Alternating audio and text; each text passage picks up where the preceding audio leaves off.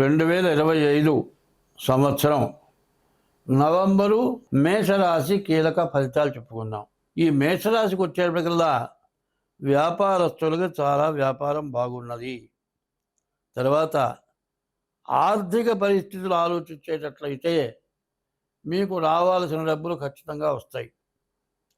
ఆ రెండు తప్పితే మిగతా వివాహం కావాల్సిన వాళ్ళకి, వివాహం చేసుకున్న వాళ్ళకి, సంతానం కావాల్సిన వాళ్ళకి, ఇళ్ళు కట్టుకునే వాళ్ళకి, ఇంటికి సంబంధించినటువంటి మెటీరియల్ అమ్మే వాళ్ళకి వీళ్ళకి వరకు బాగుంది. ఎవరు? వ్యాపారస్తులకి, మరి వివాహం చేసుకునే వాళ్ళకి. అయితే వివాహం చేసుకునేటువంటి వాళ్ళకి రాహుకేతువుల మధ్యలో గ్రహాలు పడ్డాయి. కుజు అష్టమంలో పడ్డాడు. కాబట్టి ఈ రాశి వాళ్ళకి వివాహం కావటం అంటే చాలా కష్టంగా ఉంటుంది. కాదు, ఒకవేళ ఏదన్నా కుదిరింది అంటే మీ డేట్ ఆఫ్ బర్త్ల ద్వారా మీరు జాగ్రత్తగా చూసుకోవాలి. డేట్ ఆఫ్ బర్త్ల ద్వారా కాలసర్పయోగం, కుజదోషం ఇవి లేకుండా, షష్టాష్టకాలు ఉంటాయి. షష్టాష్టకాలు లేకుండా ఇవి డేట్ ఆఫ్ బర్త్ ద్వారా, జాతక చక్రం ద్వారా మీరు ఇద్దరి డేట్ ఆఫ్ బర్త్లో జాతక చక్రాల ద్వారానే చూపించుకుంటే కరెక్ట్గా మీ జాతకాలు కలిసినయా లేవా, మీరు ఇబ్బంది లేకుండా జీవితం మొత్తం సుఖ సంతోషాలతో ఉంటారు అనేదానికి నేను చెప్పిన విధంగా డేట్ ఆఫ్ బర్త్ ద్వారా జాతకం చూపించుకొని కలిస్తే వివాహం చేసుకుంటే మంచిది. అట్లా కాకుండా ఏదో పేరుని బట్టి, పేరు అనేది జన్మ నక్షత్ర రీత్యా మాత్రం పేరు వస్తుంది. పుట్టిన తారీఖు, నెల, సంవత్సరం టైము ద్వారా జన్మ నక్షత్ర రీత్యానే రాశి అనేది వస్తుంది. ఏమంటే మా పెద్దవాళ్ళు పేరు పెట్టారండి, మాకు డేట్ ఆఫ్ బర్త్ లేదండి, వాళ్ళు రాయలేదండి, మా తాత పేరు దేవుడి పేరు ఏదో పెట్టారండి, ఇది నా రాశి అనుకుంటే దాని ఫలితం రాదు. రాశి ఫలితం ఎట్లా పడితే అట్లా పెట్టిన పేరుకి రాశి ఫలితం రాదు. అది బాగా అందరూ గుర్తుంచుకోవాలి. చాలామంది ఏమంటే నా పేరు ఇది ఏ రాశి వస్తుంది చెప్పండి అంటే అది రాశి అనేది కాదు. మీకు జాతకం కావాలంటే తారీఖు, నెల, సంవత్సరం, టైము, పుట్టిన స్థలం ద్వారా మీకు జాతక చక్రం వేస్తేనే మీ జాతకం వస్తుంది. అట్లా మీ జాతకం చెప్పించుకోవాలంటే దానికి తగిన ఫీజు చెల్లించి జాతకం చెప్పించుకోవాల్సి వస్తుంది. అయితే ప్రత్యేకంగా ఈ మేషరాశి వాళ్ళకి చెప్పాలి అంటే చదువు బాగా సాగదు, కాపీ కొట్టకూడదు. కాపీ కొడితే డీబార్ అయ్యే పరిస్థితులు ఉన్నాయి. ఉద్యోగస్తులు కూడా ఉన్న ఉద్యోగంలో ఆదాయం లేదు, ఉద్యోగంలో సమస్యలుగా ఉన్నాయి, ఉద్యోగంలో రిస్కులు ఉన్నాయి.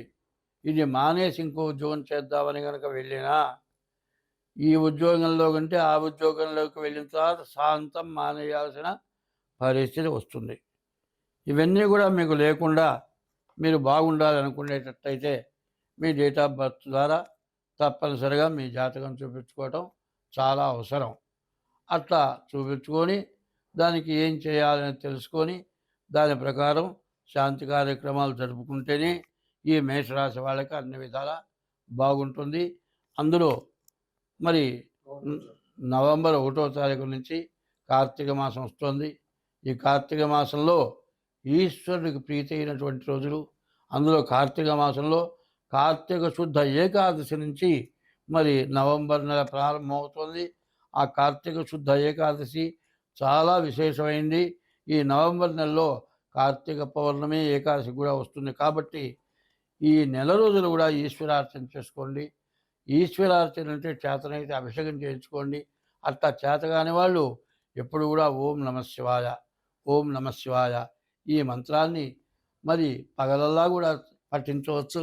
ఉపవాసం ఉన్నా ఉండకపోయినా ఓం నమః శివాయ అనేటువంటి మంత్రాన్ని మానవ జన్మ ఎత్తిన వాళ్ళందరూ కూడా ఇప్పుడు పఠించడం చాలా అవసరం. కారణం ఏంటంటే షష్టగ్రహ కూటమి వచ్చింది. దీనివల్ల చాలా ఇబ్బందులు, కష్టాలు కలిగే రోజులు. కాబట్టి ప్రతి వ్యక్తి కూడా ఓం నమః శివాయ అనే మంత్రాన్ని పొద్దున్నే స్నానం చేసిన లగాయితూ నోరు ఖాళీ దొరికినప్పుడల్లా కూడా ఈ ఓం నమః శివాయ మంత్రాన్ని పఠించండి. ఈ మేషరాశి వాళ్ళకి కాదు, అందరికీ కూడా బాగుంటుంది. ప్రకృతి పురుషుడు, ఈ ప్రకృతిని కాపాడేవాడు, ప్రకృతిని రక్షించేవాడు, పాపం వల్ల ప్రకృతి ద్వారా మనల్ని శిక్షించేవాడు యఃకర్త, మనల్ని అందరినీ రక్షిస్తున్నటువంటి కర్త, జగతాం భర్త, జగత్తు మొత్తాన్ని పోషిస్తున్నాడు, మనందరినీ సంరక్షిస్తున్నాడు. మరి అందరికీ ఏది కావాలో అన్నీ సమకూర్చి పెడుతున్నాడు. నిధి, ఆ నిధి ఎట్లా ఉంటుంది అంటే, మనం ఏదైనా కొద్దిగా కావాలి, ఇంట్లో సరుకులు తెచ్చి పెట్టుకున్నాం, 2 నెలలు అయిపోయేటప్పటికల్లా ఏమవుతుంది? పుచ్చిపోతాయి.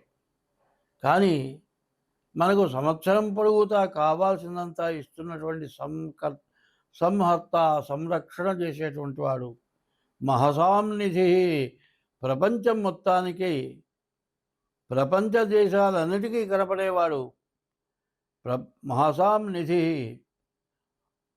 అటువంటి నిధి అయినటువంటి సూర్య భగవానుడు అన్ని మతాలకు, అందరికీ దేవుడు.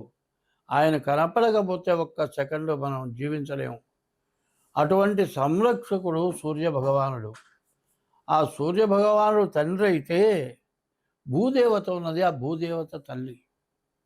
ఈ భూదేవత నుంచి తల్లి ఎప్పుడు కూడా బిడ్డకి అన్నం పెడతారా నాన్న, అన్నం పెడుతుంది.